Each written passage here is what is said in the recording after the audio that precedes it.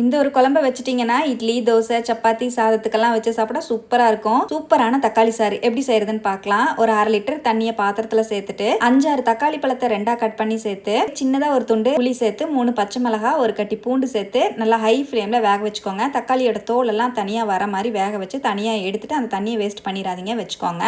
நல்லா ஆறி வந்ததுக்கு அப்புறமா தக்காளியோட தோலை மட்டும் எடுத்துட்டு மிக்ஸி ஜாருக்கு மாற்றிட்டு 2 டேபிள் ஸ்பூன் அளவுக்கு தேங்காவையும் சேர்த்து நைஸாக அரைச்சி எடுத்து வச்சுக்கோங்க. அதே பேனில் ஒரு 2 டேபிள் ஸ்பூன் ஆயில், 1 டீஸ்பூன் கடுகு உளுந்து சேர்த்து வெடிச்சதுக்கு அப்புறம் ஒரு கொத்து கருவேப்பிலை, 2 மிளகாய், ஒரு 5-6 பூண்டு, ஒரு பெரிய வெங்காயத்தை பொடியா நறுக்கி சேர்த்து நல்லா வதக்கிக்கோங்க. இதோடவே நம்ம அரைச்ச பேஸ்ட்டையும் சேர்த்து சுருள வதக்கிக்கோங்க. ஹை டு மீடியம் ஃப்ளேம்ல வச்சு நல்லா வதக்கி விட்டுட்டு ஒரு 2 நிமிஷம் மட்டும் மூடி வச்சிருங்க. நல்லா கலந்து விட்டுட்டு ஒரு 1/4 டீஸ்பூன் மஞ்சள் பொடி, 1 டீஸ்பூன் மிளகாய் பொடி, 1/2 டீஸ்பூன் கொத்தமல்லி பொடி சேர்த்து நல்லா கலந்து விடுங்க. மீடியம் டு ஹை ஃப்ளேம்ல வச்சு கலந்து 1 டீஸ்பூன் உப்பையும் சேர்த்து நல்லா கலந்துட்டு மிக்ஸி ஜார் அலசி 2-2 1/2 கப் அளவுக்கு தண்ணி சேர்த்துக்கோங்க.